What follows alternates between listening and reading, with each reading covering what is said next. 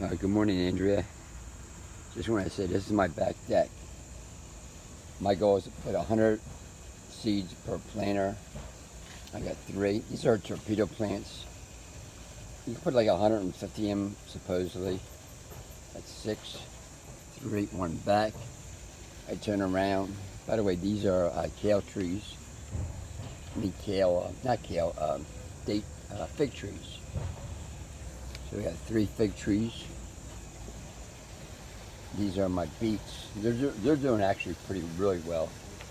And between each fig tree, I did put between each beets, I put a fig tree.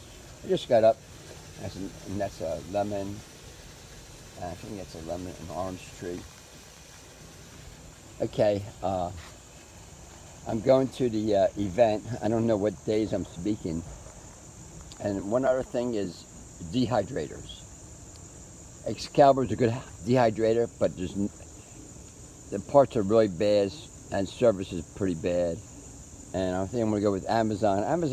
Check out Amazon dehydrators. They have one a 4-year guarantee, has a really good rating. I'll probably take another look at it.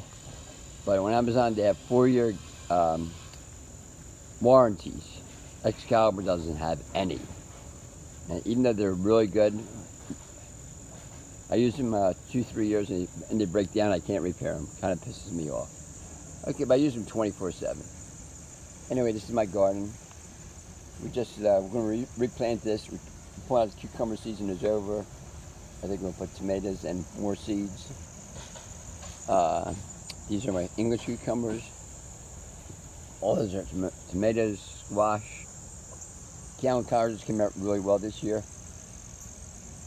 We have something called bush pickles, amazing. These are tomatoes.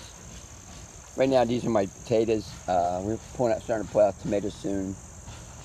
And my thing is, I doubled my production just with the torpedo pots. We seem to have all this, maybe about 1,500 plants.